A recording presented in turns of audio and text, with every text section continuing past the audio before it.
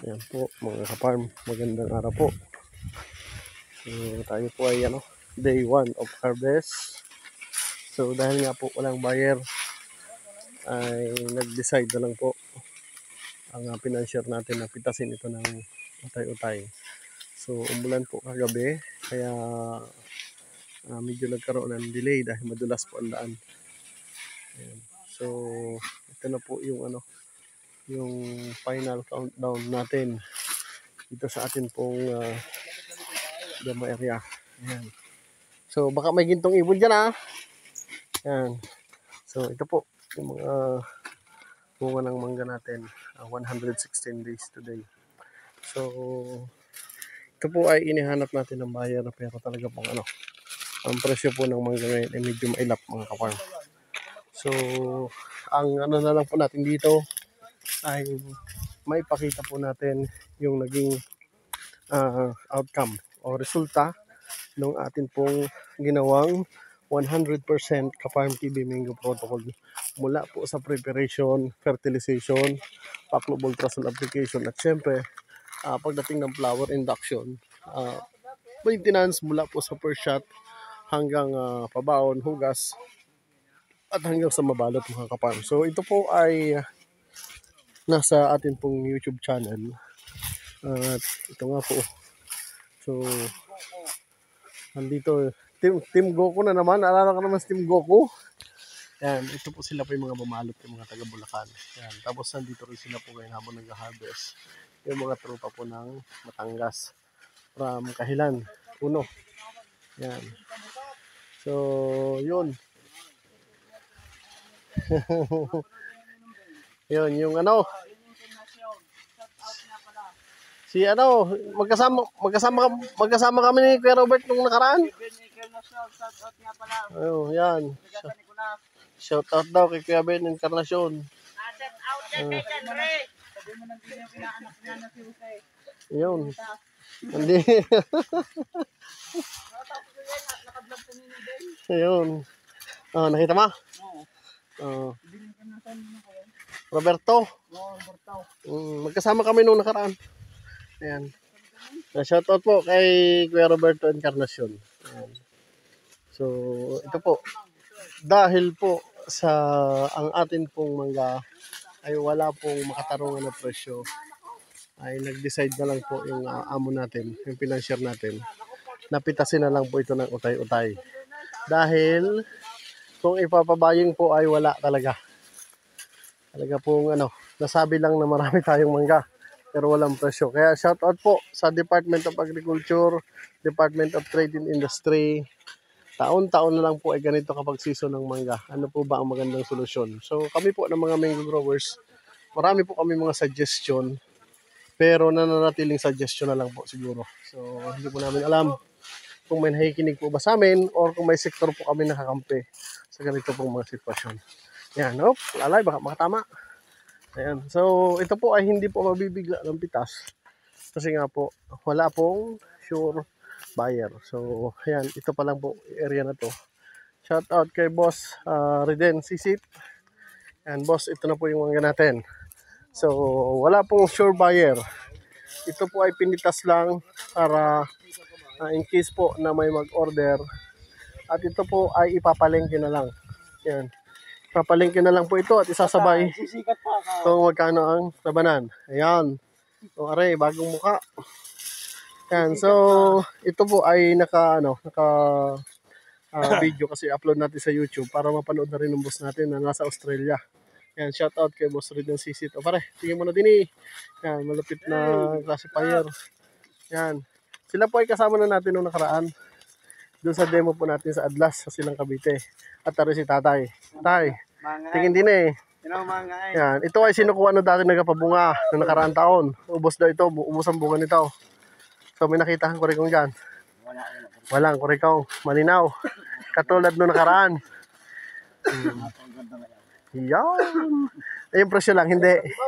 Ha? Yung presyo lang, hindi. Yan na naman tayo talaga naman yung presyo lang po. Maganda po talaga yung mangga. Yung presyo lang po ang hindi. Kaya sabi ko nga, shout out po sa Department of Agriculture. Taon-taon po ay ganito. Pero taon-taon din po ay wala pong matakbuhan yung ating po mga mango growers. Every time po na maraming bunga. So marami na po ang itinatapon na lang yung kanila po mga harvest kapag po lugi na po sa kapital. So shoutout po dyan sa mga taga-Abra, nakausap ko kagabi, 7 pesos po na lang po ang kilo dyan sa kanila. So kinumpute po nila may gasto sa biyahe kung pipitasin po nila ilugi pa. Ayan. So kaya yan sa mga susunod po ng mga ano natin, pagpapabunga natin. Regular. Hindi po natin alam kung magiging masaya pa po ba yung pong mga kapital sa pagmumulga. Ayan. So ito po. Ayan, Tatay Cesar. Tingnan nyo po, kung ito po ay may presyo, ay ito po ay ibinayang na. Talaga pong tinitiis na lang na utay-utay na pitasin at ipalengke at isasabay na lang po ito kung magkano ang presyo ang labanan. Yan, si Paring Ornog, pare. Yan po ang katiwala ni Boss Red. Ang katulong namin dito mulat simula. Yan, narin naman ang malapit na driver. Yan. So, marami pong mangga. Pero yung presyo po talaga ang hindi po makatarungan ngayon, mga kaparm. So, laging ang atin pong hiling ay masaganang ani. Pero pagdating naman po sa maraming supply ay wala naman pong magandang presyo. So, paulit-ulit po itong nangyayari na hindi po natin alam bakit po yung sistema ay paulit-ulit. Ayan si Paring Berting. Berto. Yan. Ano Berto? Anong masasabi mo sa sabit ng mga natin ng Berto? Ayos naman. Ayos. Paring Berto, tinan mo. Yan o. Ayan. Ayan. So, shout out kay Kuya. Pinapanood siya ni Ailay. Ayan po. Tingin nyo kung mamuti, kinakamay lang. Ginakamay lang. Nabali yung kanyang panungkit. Nabali. Kala ko nabali yung panungkit mo. Hindi ba ka? Kala ko. Wala mo, gusto mo putulan. Bago yun. Ayan po, yan. Kinakamay lang Nililibang na lang po namin yung aming sarili dahil talaga pong ganitong panahon ay talaga pong mura po ang mangga. Ewan ko po ba kung bakit taon-taon na lang ay gumagawa tayo ng paraan para mapataas ang ating ani, mapaganda ang kalidad ng ating mga bunga. Pero yung presyo po ay nananatili pong mababa. Yan. So, yan po yung number 1 na kalaban natin mga kaparm.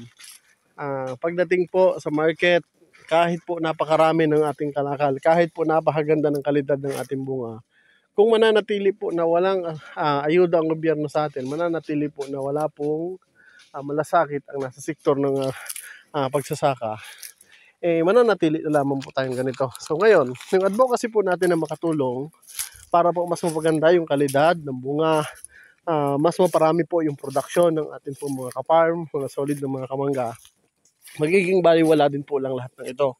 Kasi nga po, kahit po maging maganda yung kalidad ng ating bunga, mapadami po natin yung production. Kung mananatili na ganito po ang presyo ng mangga, 15 pesos at sa ibang lugar po ay 7 pesos na lamang po yung tawag ng mga presyo sa atin. At meron pong bumibili ng mataas, 25 pesos yung regular at may iwan po yung mga small, ay wala rin po. At ang masakit po niyan, pagdating na po doon sa mga tinatawag na sapadera, at saka doon sa mga ibang classification, nagiging 2:1. So, hindi na po talaga makatwiran yun. Mababa na nga po ang presyo, nagiging yung dalawang kaing po ay isang kaing na lamang po ang bilang mga kaparm. So, hindi po natin masagot ng direkta kung ano po ba talaga ang problema. Dapat po ma-address kami ng mga nagmamangga kung ano po ba talaga yung nangyayari sa ating sektor ng pagsasaka. Kaya sana makarating ito, ultimo sa atin pong mahal na Pangulo, na sana po yung mga programa natin pagdating po sa agrikultura ay mapagtuunan din po natin ng pansin yung pagdating po sa larangan po ng pagmamangga. Ang mango industry po ang isa po sa may malaking sektor na kinabibilyalangan dito po sa Luzon, sa Visayas at sa Mindanao. So tayo po ay umiisip ng mga solusyon para mas mapaganda ang atin pong mga kalidad ng bunga, mapataas ang atin pong mga produksyon. Subalit kung ang presyo naman po ay mananatiling api at walang kita pagdating sa dulo, ay magiging useless lang po ang atin pong mga effort, mga kaparm. So, ganun pa man, Muli po, pinatunayan po ng Kaparm TV ang isang failure area na to ay hinawakan natin sa bisa po ng pagtitiwala kay Boss Reden Sisit at syempre ng amin pong pinansyir si Tatay Cesar Pisumbal. Muli po natin pinatunayan na ang isang failure area, kung magiging tama ang simula, tama ang pag-aalaga under Kaparm TV Mingo Protocol mula simula hanggang dulo, masasabi ko po na hindi po 100%, kundi malaki po ang tsansa natin na maging positibo ang resulta hanggang sa dulo, mga Kaparm. Kaya yan, sa boss ko, sana po ay susunod mapag-aralan po natin kung ano po yung mas maging magandang timing natin. At talaga pong yung nangapital dito ay hindi po alam ang gagawin para lang po may dispose na may kaunting kita ang atin pong mga mangga.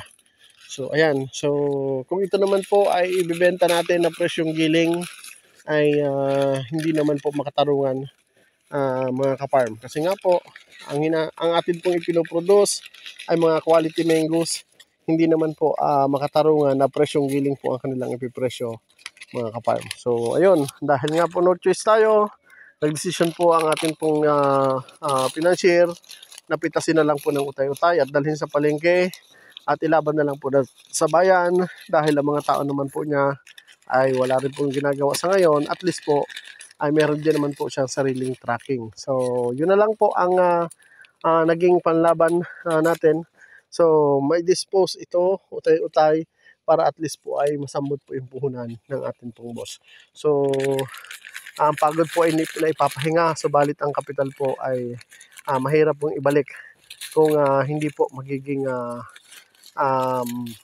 maayos ano pa pag-aralan kung paano po magiging disposal para po para po mabawi po ang kanya pong naging kapital. So yun po. So zero kurikong po tayo because of our Kaparm TV secret weapon. At syempre dahil sa ating pong mga procedure yan, at nagpapasalamat po ako sa mga tao ko. At syempre salamat po ako sa mga husay na produkto na ginamit natin dito. At syempre from Corteva Agri-Science and to Iba Product. Ayan. Patuloy po tayo. At kung ano po yung hinihingi ng pagkakataon, ano po yung hinihingi ng sitwasyon, ayun po ang atin pong ibinibigay na solusyon. So muli, God bless po sa ating lahat. So maraming salamat po at sana po ay magsama-sama tayo sa isa pong mas matagumpay na pagmamangga. Palakasin natin ang sektor ng agrikultura at siyempre dapat po ay merong laman ang atin pong mga bulsa. So muli, God bless, happy farming, I love you all. Shout out po sa lahat po ng ating mga solid Kaparm Luzon, Visayas, Mindanao. Maraming salamat at sana po ay magsama-sama tayo. Tulungan niyo po ako na mapalawak pa po yung atin pong advocacy ang ginagawa na ito at para po tayo mas makatulong sa mga manggerong Pilipino.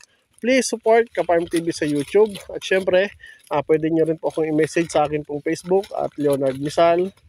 So, tingnan nyo lang pong mabuti dahil yung akin pong account na isa ay nahack na yon. At pwede na po kayong tumawag sa akin pong personal number 0906-9369-236. Kung ang nais nyo po ay exclusive farming tutorial, available po ang inyo pong nag-iisang Kaparm. So muli, God bless, happy farming. Ulitin ko po, tayo po ay tumatanggap ng mga exclusive advisory and tutorial kahit saan man po dito sa Luzon, Visayas, and Mindanao. Muli, God bless, happy farming. I love you all.